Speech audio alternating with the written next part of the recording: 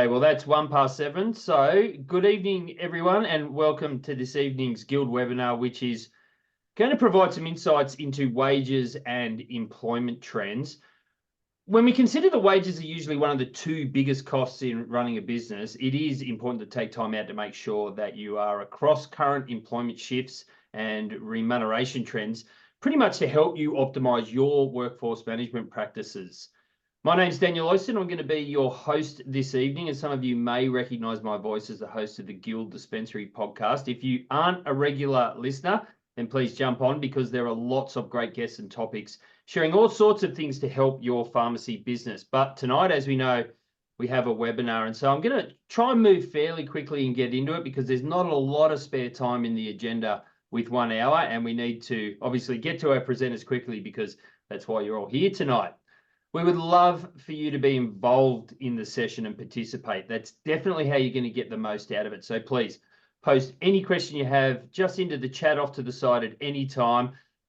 Trust me, I've done loads of webinars for the Guild and other organisations and hosting panels across the years, and I can tell you that the guests, so Scott and Heidi, really do love getting questions from you. It really helps with the interaction. So please don't be shy. Just pop them in the chat at any time. You don't need to wait until the end.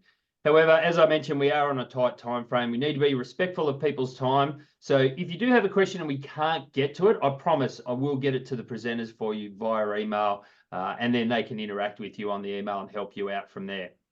And of course, as always, this session's being recorded, and we will make it available for you as soon as possible. So over the next hour, we have two speakers, about 20 minutes each, and then we'll have about 15-20 minutes for questions at the end. So first off, we have Heidi Dariz, General Manager at Ravens Recruitment. Now, Ravens Recruitment released an annual pharmacy salary and market report, which has grown actually to be an essential guide for those wishing to understand the movement of salaries within the pharmacy industry, as well as some of the key trends which are impacting business over the past year or so. So Heidi will talk to those elements of the report, which will also importantly include locum rates. So welcome, Heidi. I'll pass over to you.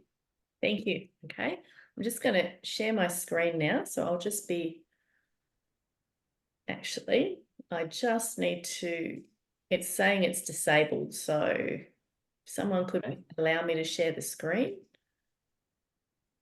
and I can put my slides up to get started. Try that. There we go. So I want to share that one. Just 1 second. Okay, now let me share. Perfect. Okay, just one. Fantastic. Excellent. So thank you for that, Daniel. I'm Heidi Dariz. I'm the General Manager of Ravens Recruitment. So as Daniel explained, Ravens Recruitment, we specialise in the pharmacy recruitment sector. So we provide comprehensive staffing solutions across Australia. Our main mission is to facilitate the perfect match between pharmacies and pharmacy professionals. Today, I'm going to be sharing some insights into the current employment trends and strategies to help you navigate the evolving pharmacy landscape. So let me just go to the next one. Just 1 second. Just going to move that down there. Fantastic. Excellent. So as Daniel mentioned, we release a pharmacy salary and market report every year, and so much of the information tonight that I'll be referring to can be found in this pharmacy market and salary report. So the report is a completely free guide to yourselves, and you can and it's available to download from our website. So the latest report, our 6th edition, it's actually based on our Ravens Recruitment's own salary data. So it's not self-reported. It's actually we analyse the data that's collected from the placements of both permanent and locum placements and pharmacists and support staff over the past 12 months. So this allows us to break down salaries by position, state, location, so to present an accurate description of the annual salary ranges relevant over the last 12 months. So the current state of the pharmacy employment market. So the pharmacy sector is facing critical challenges, including staffing shortages, a growing dependence on locum pharmacists, and inflation pressures on salary. Salaries have continued to trend upward for the past 12 months. The number of vacant roles that we've had, as well as the time taken to fill those, has increased in both metro and regional pharmacies. Lengthy delays in visa processing for overseas pharmacists has meant that little has been done here to ease the shortages that we're facing. Flexibility, work-life balance, again, are prominent issues for candidates this year. And these issues obviously impact not only pharmacy operations, but also the quality of care that can be provided to communities. So our latest pharmacy salary and market report highlights significant trends. We've seen a steady increase in both permanent and locum pharmacist salaries, driven by the previously mentioned challenges. Many employers have been reviewing and increasing their current remuneration offers in order to remain competitive and retain their staff. Now, the next slides I'll be showing you show the comparison of salary ranges across various regions, underlying the competitive nature of the pharmacy employment market at the moment. So these graphs, hopefully you can see some of the detail. I'm sure that I'll be able to share the slides afterwards so you can have a more detailed look, or if you download the report, they're in there as well. So these graphs are our yearly comparison data. They show the range of salaries paid from 2018, when we started the report, up until 2023, which was the last year that we did the report. So when we look at the locum rates in particular, which is this graph here, you can see a substantial increase it's between 50 and 60% compared to similar rates 5 years ago. Notably, if you'll see from 2021, the rates nearly doubled. Last minute emergency locum placements at the moment are fetching rates of up to $100 per hour due to the shortage of people for these roles. And the rates escalate the more the remote the location is. At the moment, I'm preparing the 2024 report, so it'll be interesting to see whether this huge increase does continue in this vein. I'm not sure it can. I believe we will see a flattening out. I don't think we're going to see a fall. A lot of people may be predicting a fall. From what I've seen so far, there won't be a fall, but this huge trajectory that we've had may ease somewhat and flatten. The next couple of graphs show these are our permanent placements. So salaries for pharmacist managers have reached an all-time high. Your average salary package at the moment for a metro role is about $120,000 per annum for a manager. In rural areas, you're looking at about more $165,000. So when you consider the yearly comparison data, salaries have increased probably 25 to 30% in the metro areas over the 6 years. The rural salaries, probably you're looking at more of a 35 to 40% increase in that same time period. Interesting to note that the salary packages, they do include wages and they do include all benefits. So we do include anything that's offered, such as accommodation, performance bonuses, anything like that, but we don't include superannuation in those factors. So superannuation is on top of that.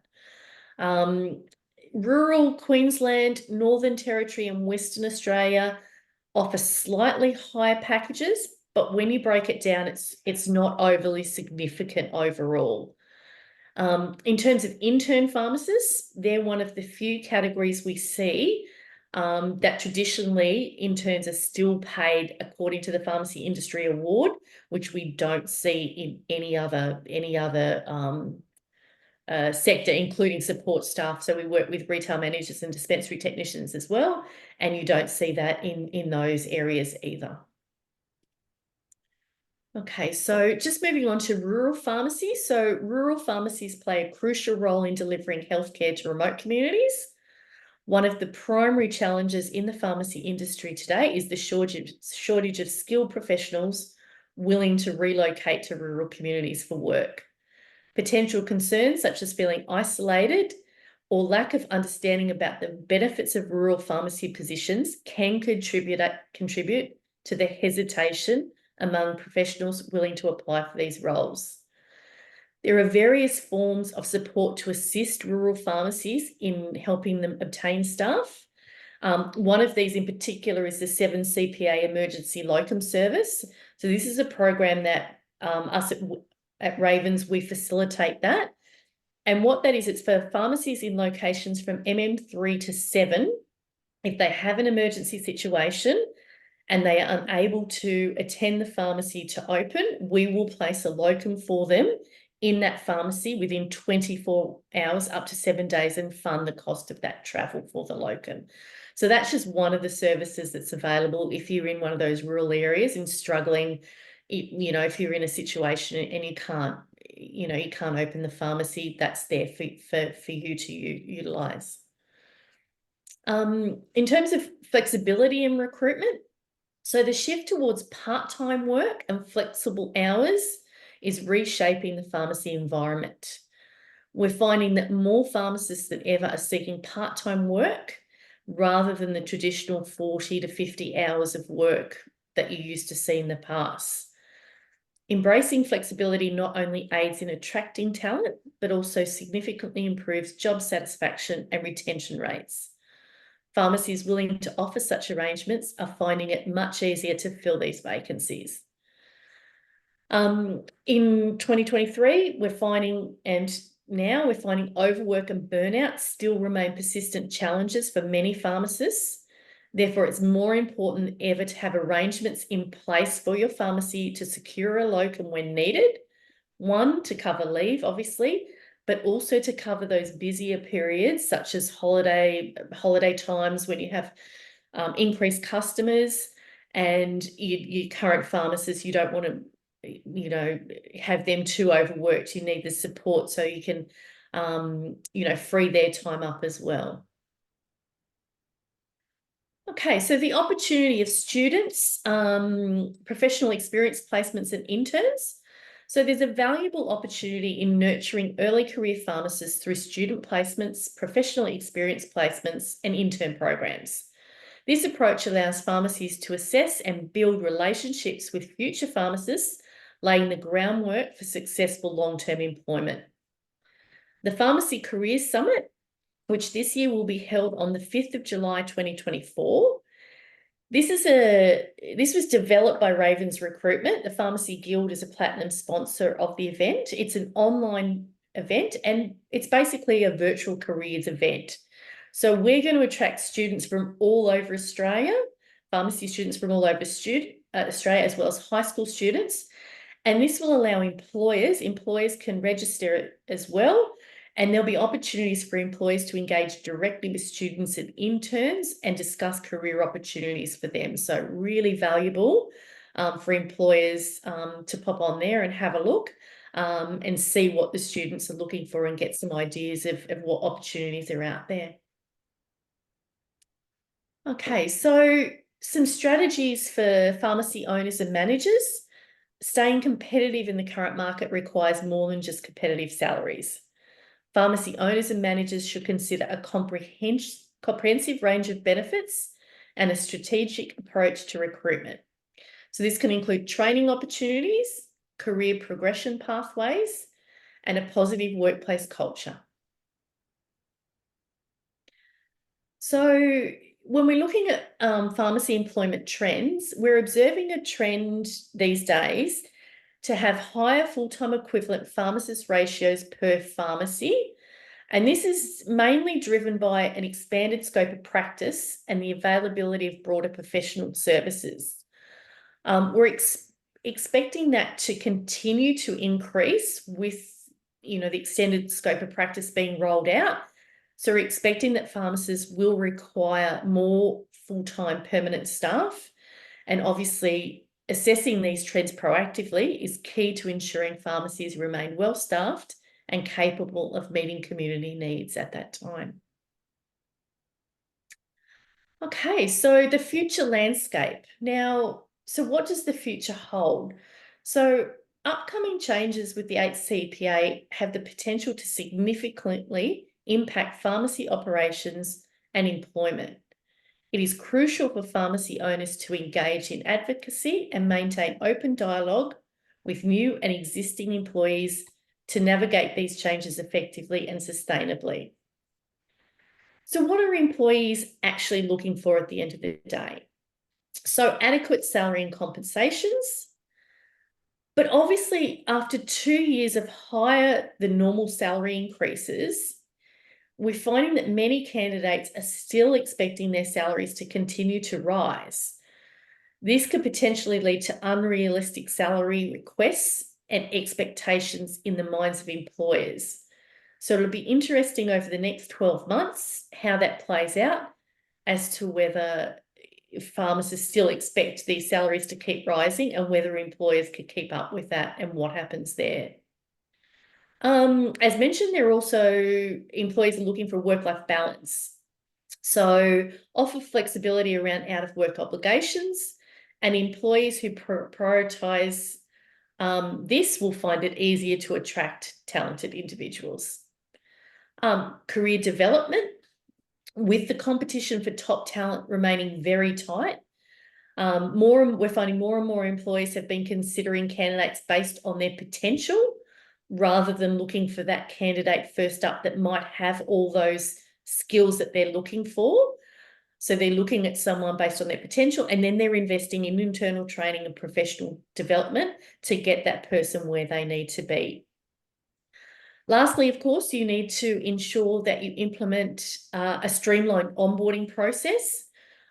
This will ensure that if your staff are happy at the beginning, you're going to lose more people in the first 3 to 6 months than generally any other time. So by having that smooth onboarding process, you ensure you're going to retain those staff that you've worked so hard to actually hire. Okay, just moving forward. So thank you for your attention today. As we navigate these evolving trends and challenges, it's imperative that we stay informed and proactive. And obviously, I look forward to discussing any questions that you may have and exploring these topics further with you in our Q&A session. So thank you. Excellent. Thanks, Heidi. And on behalf of everybody that's logged on here and the industry more widely, thank you to you and the team for taking the lead on producing a report like this, because it obviously provides really important information across the years when you're comparing things. So thank you very much for that. Next, we have Scott Harris, Director of Workplace Relations and Business at the Pharmacy Guild of Australia, who is now going to talk about wages according to the Pharmacy Industry Award. Now, just a quick note, Scott's travelling, so I'm going to drive his slides for him tonight. So Scott, welcome to you. The webinar is yours if you want to start talking, and I'll just bring up your slides for you. No problems. Thank you very kindly, Daniel. Thank you, Heidi, for that presentation, bringing forward what you see and have found out there in the recruitment market and trying to fill the vacancies, which is a very thing from the members being in pharmacies. They're really saying very strongly that they need people at places. And Heidi's one of those people who actually helps those members find those people in those hard to get positions and everything else. Now, let's talk about it from the Pharmacy Guild. As the registered organisation who looks after the employers, we've got to look at concepts of what are the wages in there. So in the last couple of years, last 4 or 5 years, the Pharmacy Guild has actually went and talked to payroll providers themselves and then see what they're actually going to be paying people from there. We've actually went and talked, my apologies for the voiceover coming on the system.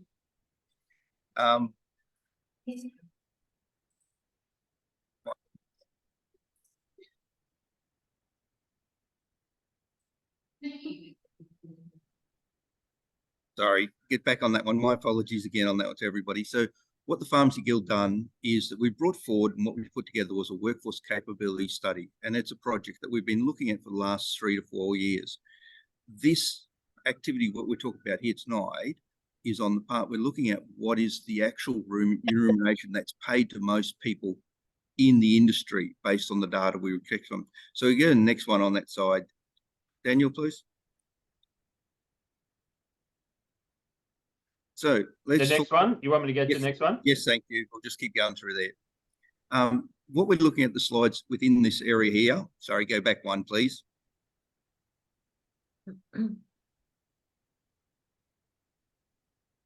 So what we're talking about is we're predominantly looking at the pharmacy industry as we started first up. We're looking at what are the enterprise agreements that cover across the industry. And this is where we get the information from Heidi on what is some of the special rates of pay that's been offered out there to attract and retain good staff into the places or to get somebody in there. Some of the things we're looking at dramatically is what is the consumer price index? What's the impact of it? We're looking at the wage price index on there.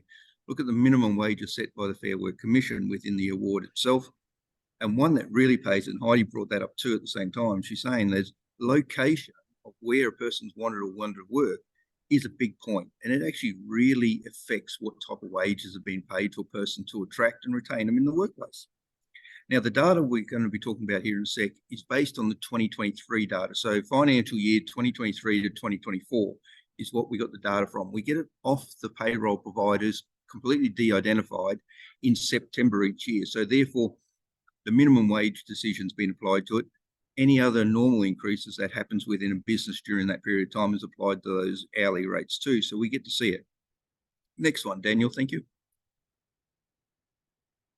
So firstly, before we start looking at wages, let's talk about the distribution and what we find. The data in front of you on the screen at the moment is what we got from the Australian Bureau of Statistics in the last census data. It's indicating very clearly that 50% of our workforce in the community pharmacy itself is made up of the pharmacy assistants, being your level 1s through to your level 4s. When you start looking at the number of pharmacists, community pharmacists are the most predominant group that be employed out there. So that's really based on the 2021 data from the ABS. The pharmacist data gets updated every 2 years by the Department of Health, and we update them from there. But the pharmacy assistants one are every 5 years is when we get some new data from the census group. Next one, Daniel. Rightio, let's get into what we really want to talk about to go with it from here. We've got this data from over 9,000 lines of entry from payroll systems. So we've got 9,000 employees' records on what there is actual hourly rate they're getting paid on the workplace. We've turned that into 2 lots of graphs to go with it.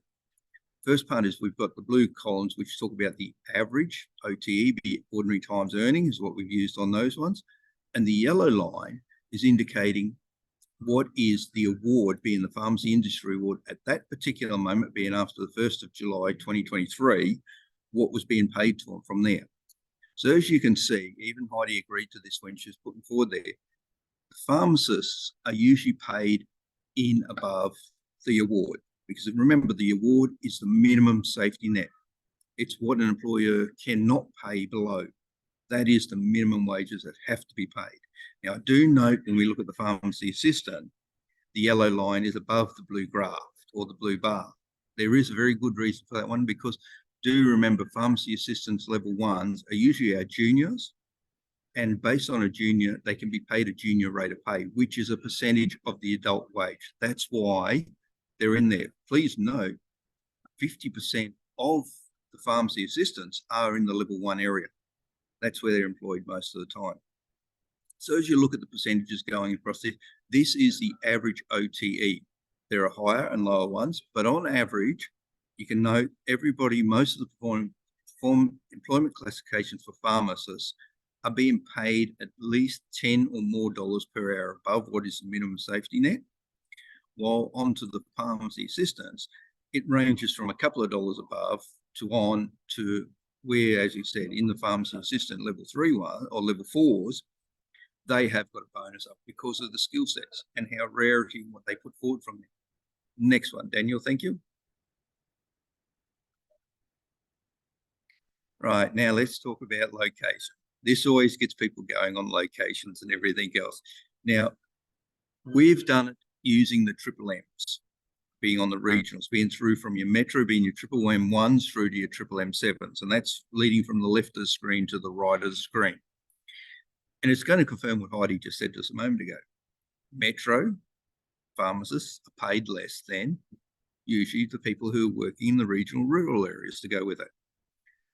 this has been a trend we found on every single report since 2018, that the further out from a metro area you go, the higher the hourly rate is to attract and retain staff.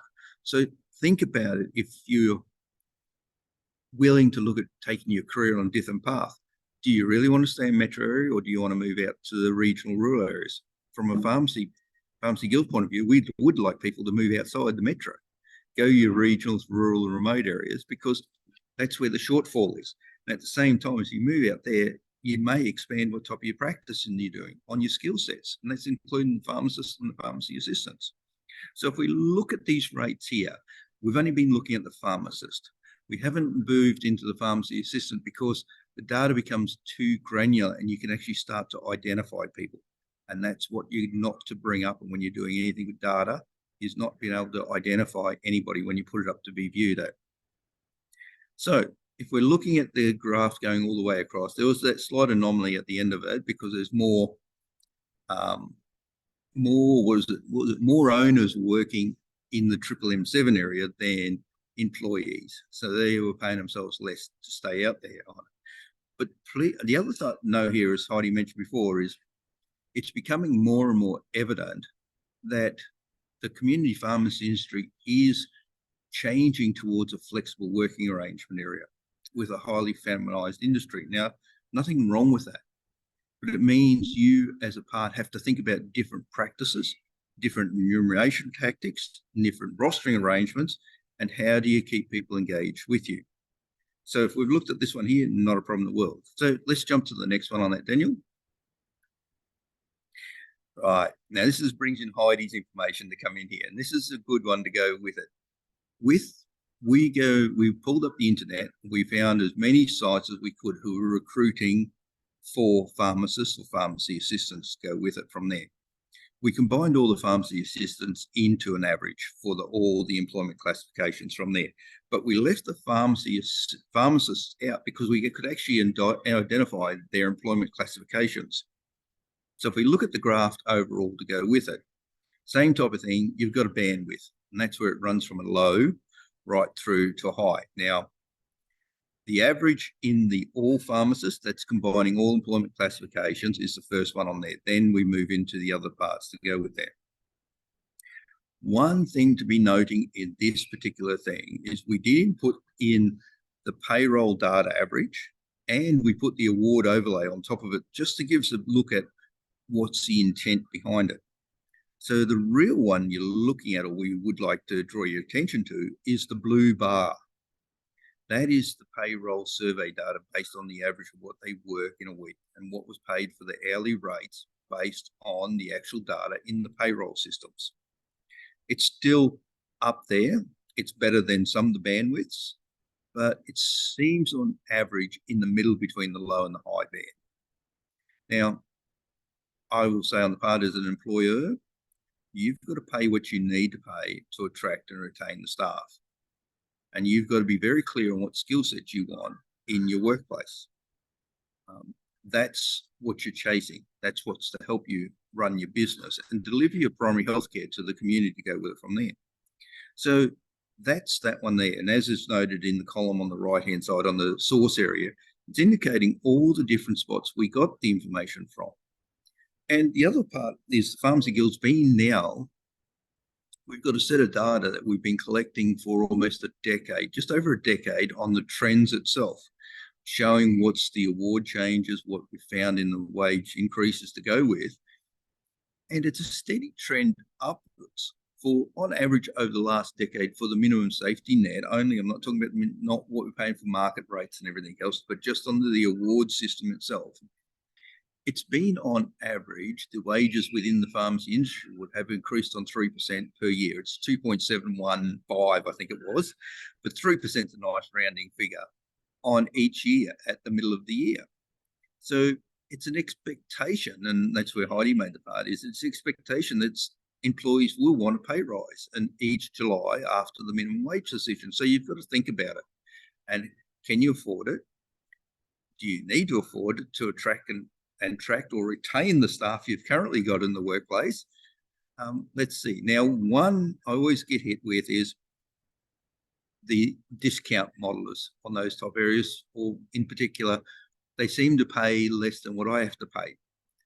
No, every single employer in Australia have to pay the minimum safety net, which is outlined in the award. They are what need to be paid is above that if they want to attract people. Right, so if we jump to the next one after that, Daniel. Now, this is where it starts getting confusing. And I'll say that on the part, because we started overlaying what we're talking about before, being the industry award rates, we're talking about the minimum wage decisions, we're talking about the CPI increases, the wage price index is annually going up, and what other percentage changes. These are nice fascination graphs, and it's over a decade here now. We're looking at 12 years, and they give you an idea of what is the increases have been. So if you look at the first one on the left-hand side of the screen to go with it, the blue bars is talking about all the pharmacy employment classifications in one group. The lines you're looking at that you really need to pay attention to is the red line and the blue line going across, which is your CPI and your WPI. That's what helps the Fair Work Commission itself make its decision about the minimum wage increases. And as you as an employer should be thinking about, okay, if the CPI is going up on consumer price index, shouldn't I be looking at giving my staff some increases to meet that part of cost of living? Well, the living costs are going there, maintaining their real wages. I advise members and employers, you've got to think about, if you want to pay peanuts, do not expect good staff to stay. If that's all you're going to pay, they can walk down the road and find another employer who's willing to recognise and pay for their skills. So think about what you're paying the people from there. Now, I did get the comments from our union, being the PPA, being Professional Pharmacists Australia, saying that the Guild is advocating that we pay everybody in jelly beans. That didn't go down too well between us all when they made that commentary, because I had to show them that actually a lot of the pharmacists they were talking about are actually paying above some of the engineers that they are looking after too, and they were getting very good wages. But it's a big market out there. As I said before, there's 20-odd thousand pharmacists in community pharmacy. There are going to be some low, there's going to be some high ones to go with it from there. But let's see what happens from those ones. The one on the right-hand side of the screen is where we chucked in about the pharmacy assistants, just to give the comparison to go with it from there. And as we've said previously, the PAs are usually normally paid at the award rate. You might recognise the special people, but most of them are just at the award. And that leads to the question again, are you recognising skills or are you just paying that from there? Go for the second last screen, I think it is on that, Daniel.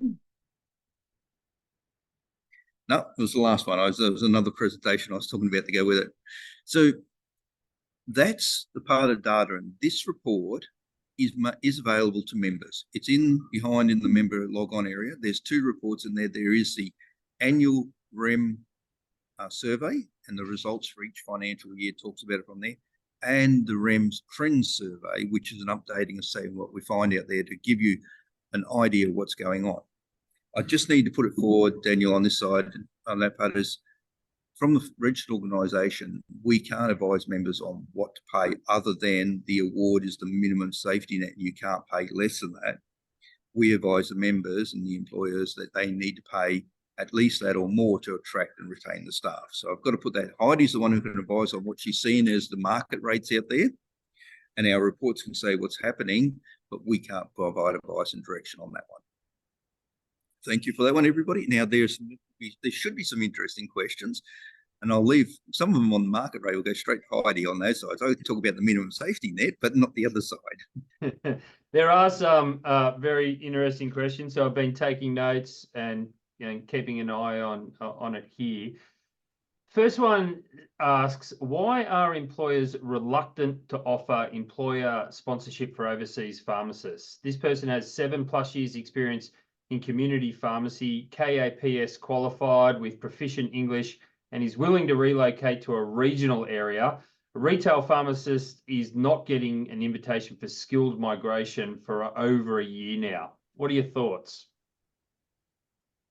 Do you want me to take that one, Scott? Or Yeah, I'll let you go first on that one, Heidi, because I can give the political answer, but you can give the look, one. we have, I would say, hundreds of overseas pharmacists registered with us. They've all completed CAPS. They've all completed their English language test. The issue with the sponsorship one is time at the moment, how long it takes, and it's the expense. The expense of the sponsorship can be upwards of sometimes $10,000 to $15,000 to sponsor. And the majority, 90% of these pharmacists that we have will require 12 months supervised practice. So if you're in a rural area and you're looking for a pharmacist, you then have to find another pharmacist to supervise the person that you sponsor, which is the difficulty. And that's why we struggle to actually place them. I would love to be able to place them. A lot of them are happy to go rural. They're happy to stay on after their internship, and certain visas that they are required. There's a minimum commitment of 3 or 4 years for some visas. They're changing all the time. But it's just difficult. The expense, employers, just from what we found, it's just too difficult for them. So, Daniel, to go on that and then back up what Heidi's just saying there is, it's not derogative towards the people and everything else, but as the main part is they've done the assessments and everything else. The Australian Pharmacy Council have determined that they need to do an internship of some description, and it depends on where they've come from. And that internship has to be under supervision. They can't practice by themselves. And a lot of the time, as Heidi made very clear, and as we backed it up, is these people are looking for somebody that can work in the business because they're usually burnt out. They're usually smashed in the ground. They just don't have the capability or the capacity to actually take on an intern. They would love to have somebody on there, but they just can't do it. Then you chuck the cost on it. There are two different systems going through. One's a state-based invitation system, and the other one's a federal system to go through. Now, state-based systems are by invitation most of the time. They apply to a state or territory for to be recognised as an employer sponsored. But under the federal system, it has to be the employer who has to sponsor them. The federal government won't sponsor them. So it works against us in some areas and not in other areas. All right, thanks for that question. Thanks for those answers. There's another one here that says, thank you for your time today. Why do you think it is that interns are still paid according to the award when everyone else is paid higher? I'll go first on that one, Heidi. okay, yep. I'll use the analogy. What happens with that is I do know of some groups that do pay their interns above the award to go with it. But a lot of the places look at the interns are still under training. They're still developing the skills and that.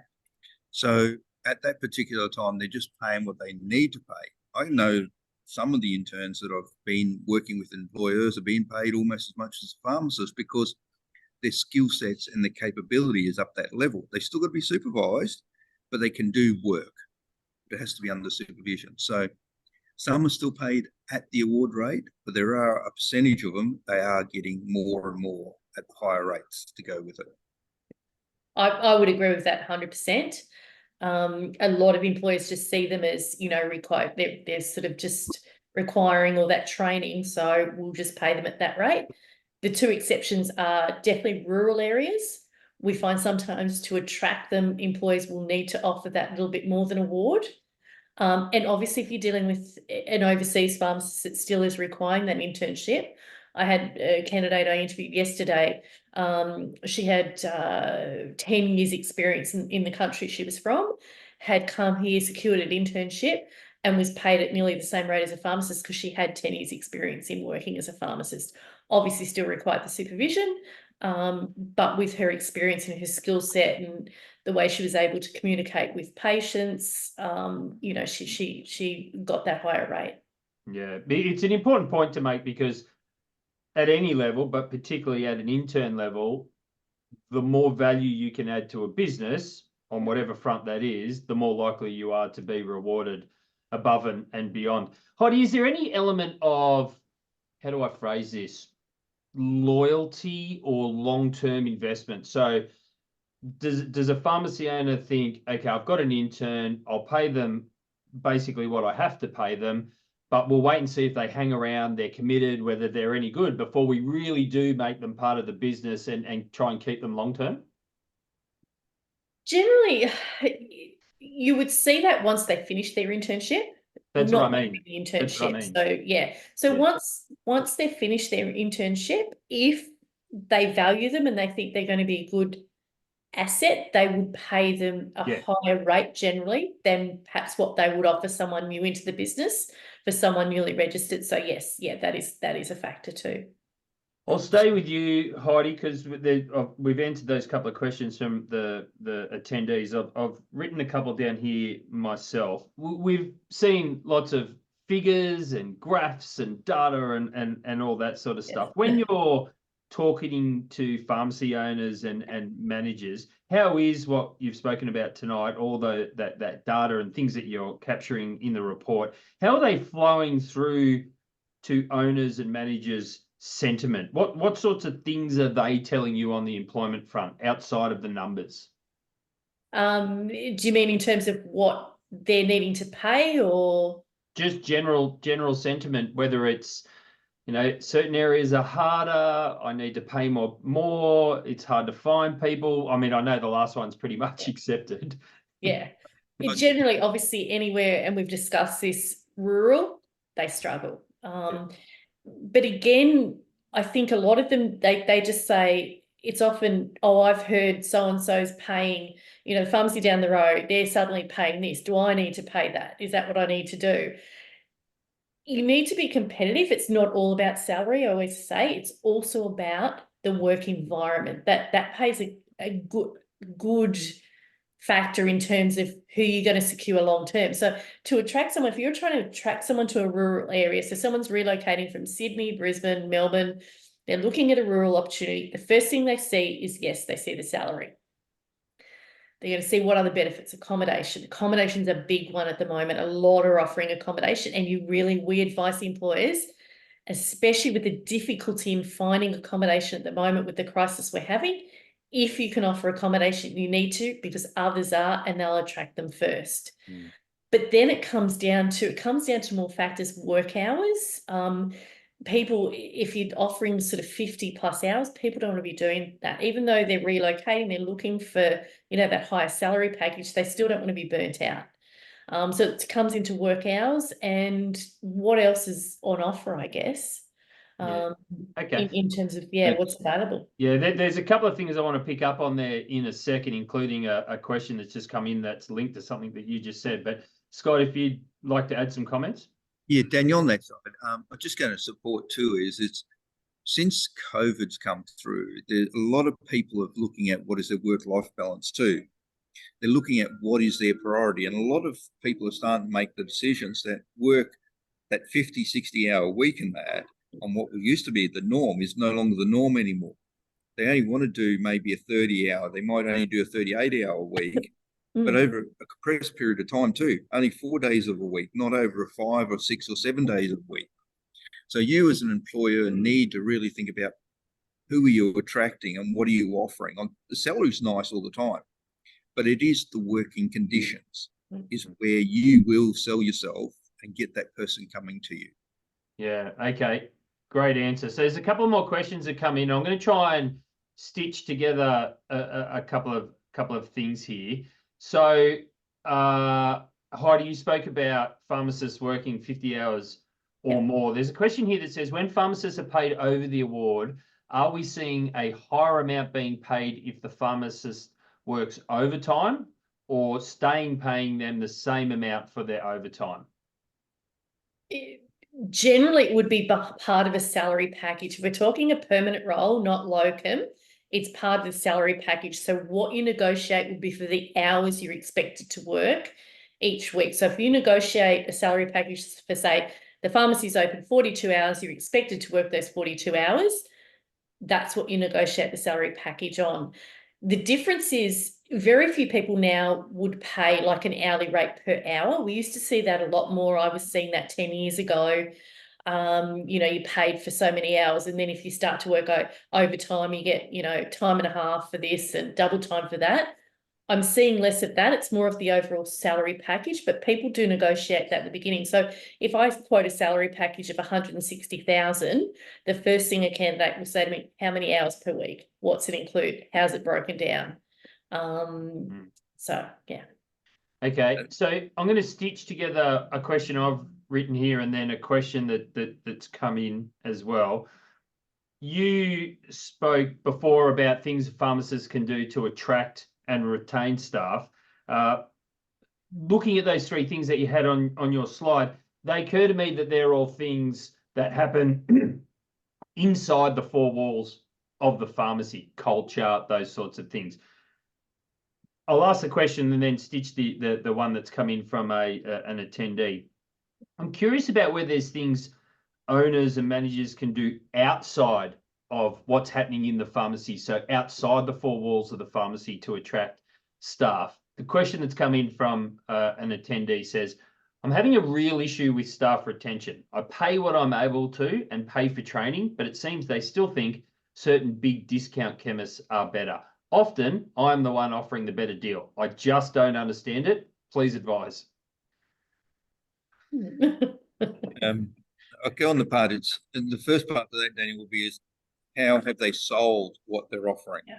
That's a big one. And Heidi said in a moment they throw, yeah, this is what my annual salary package is. But what makes up that salary? A lot of people don't understand what it forms the basis of an annualized salary. Now, we help members through that a lot of times in working out, what do you want? Do you want 42 hours a week, 45 hours a week, 50 hours a week? What days of the week you want? And they have to explain that to them. If they're not going to explain it to them, because they'll think the package is only for a normal working week, which is going to cause grief for all parties involved from day one. I'll jump across to Heidi on. Yeah. A big thing is where you're marketing it, who you're talking to, how you're selling it. If you're talking anywhere that you want someone, if it's a rural area, I'm not sure, but if you're wanting someone to relocate, the more information you can provide, videos are great. Video of the pharmacy, video of the staff, video of people working in the store day to day, that would sell more than a better salary sometimes. You know, what's involved in the lifestyle. If someone's relocating, so this is the town, this is what's on offer. That's really important when you're advertising that opportunities to attract that attention, especially if you don't have, maybe if you're an independent, you don't have some of the bigger budgets that some of the other, maybe the groups may have when they're doing the advertising process. Just think a little bit outside of the box as how you can advertise a bit differently, to be showcasing what you have on offer. And to go with that, yeah, go on, Scott. And to go with that is no different. Look at some, and I'll use the analogy, look at some of the people who put themselves up to do pharmacy of the year at the APP conferences and those ones, showing what they are doing as a part of the community, what they do inside the business, what they do outside the business, and how it comes together. If you're looking for somebody, have a look at them and say, that's what I want to go work for, and that's where I want to go. And you ask the questions of the employer where you're thinking about going, are you doing this? Are you not doing this? How do we fit in with the community overall too? Well, that sort of segues into what I was going to ask Scott, but I was going to ask Heidi her opinion from the other side. Do pharmacists fall into the trap of trying to sell a package and sell a location and a workplace, as opposed to, as a marketer and a salesman myself, quite often I just start with, what are you looking for? What's your problem? Because if you're spending time trying to sell, we've got great facilities for kids' sports in our rural area, and this person doesn't have any kids, you're not connecting with them. Yeah. That's exactly right. And I mean, that's part of, obviously, where we come as recruiters. When we do our candidate interviews, when we interview, we're like, what are you looking for? What are your top 3 drivers? What are your motivators? What are the most important things? And then we go out and find you that opportunity. So we find, you know, and so, you know, there might be a pharmacy saying, oh, we offer great, you know, sporting facilities. Well, you know, it might not appeal to someone who's 20 and looking for a partner. Like, what sort of social things do you have going on and things like that? So do they still have B&S's out there? Yeah. Sorry? Do they still have B&S's out there? They within do, they do. Yeah, So- there's a location too, Daniel, to go with it is asking that question, as you said, what are they looking for? Because they might be the parties who've got a good social life and they want to continue that social life. Yeah. They want to do the engagement and do things. They might even want to be more involved in the community than just being in the pharmacy. Yeah. Yeah. Great point. For the other three questions that have come in, I'll jump around a little bit. I think we've got time to get to all of them, which is great, but I'll sort of just order them so it makes sense for us as we sort of tail off. The next one says, at what point does the remuneration to a pharmacist reflect the expectation of increased professional responsibility and, of course, liability, given our expanding scope of practice?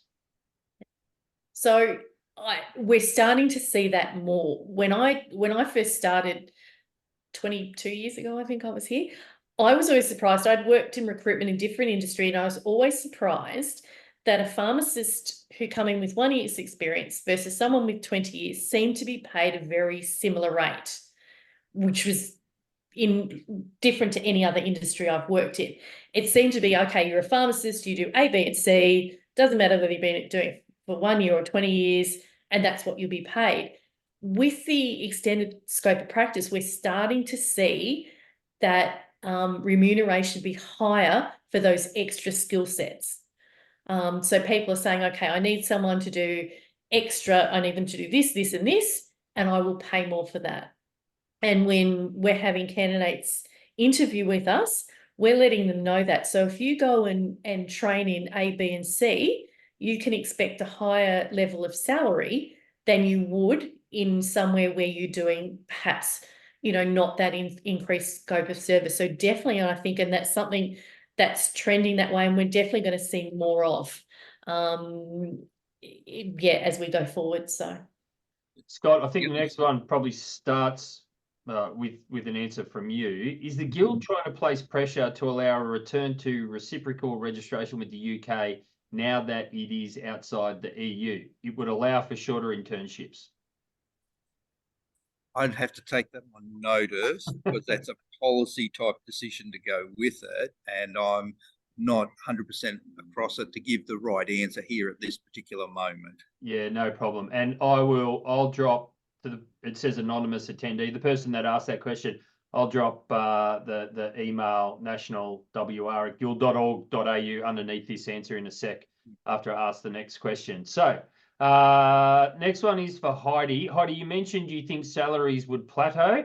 Do you think this is for pharmacists or for all staff? Possibly.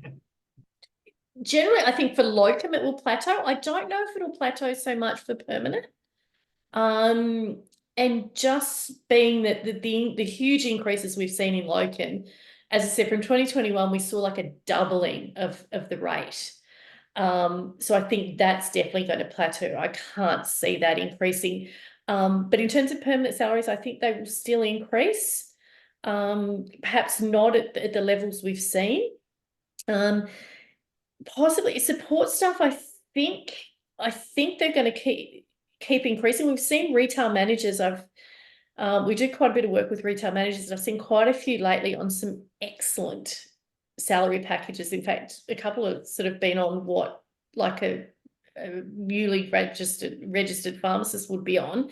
And I think that's due to obviously the competitive sales environment and having people that are more trained and more able to offer those selling solutions, and they'll need to be paid higher, because if they're looking at other industries where selling is a big requirement, they will be paid more, and to compete with that, you're going to need to pay more.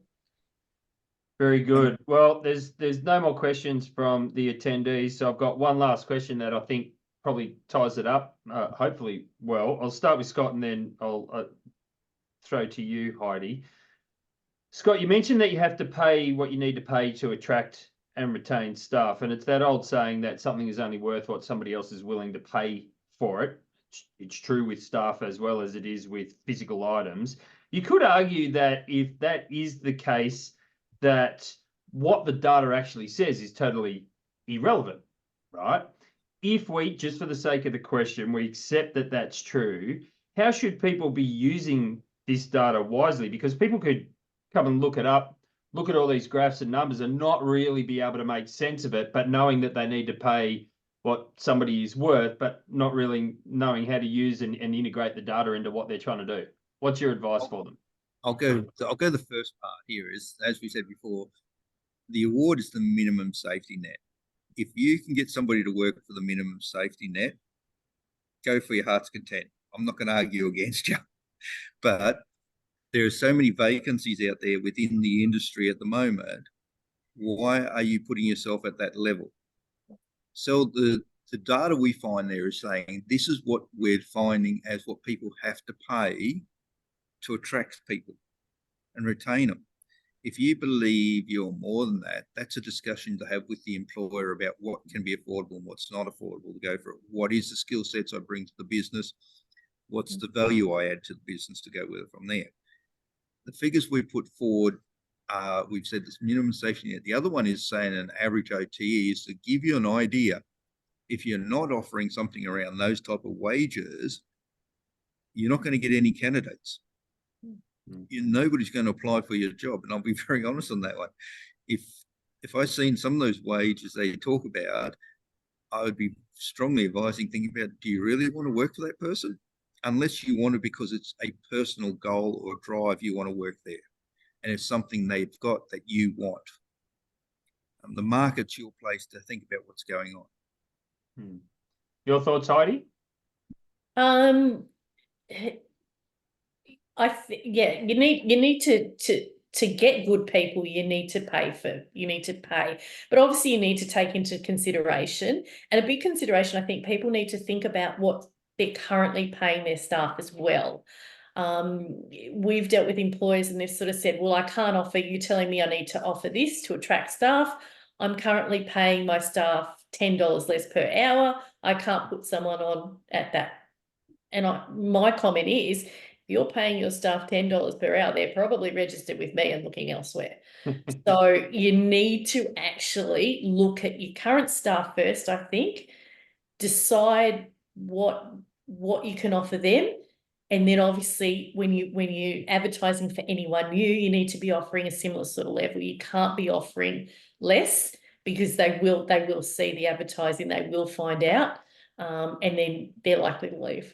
Yeah, excellent. I found that a really interesting and insightful chat with both of you. So once again, thanks for the presentation tonight. Very appreciative of you giving up your time after hours, and Scott coming from Adelaide Airport in the middle of travel to share your insights and experiences and advice with us all around wages and employment trends. A reminder that a recording of this session will be available shortly on the Guild's YouTube channel. And if that isn't enough content for you and you need more, please check out the Guild Dispensary podcast, which has lots of business building segments in it for you. And of course, Scott's pretty much a regular on it these days. If you're interested, just head to guild.org.au/podcast or search for Guild Dispensary in your favorite podcast app. Once again, thank you everyone for joining us. And I hope you enjoyed the rest of your evening. Good night. Thank you. Thanks, Daniel. Thanks, everyone.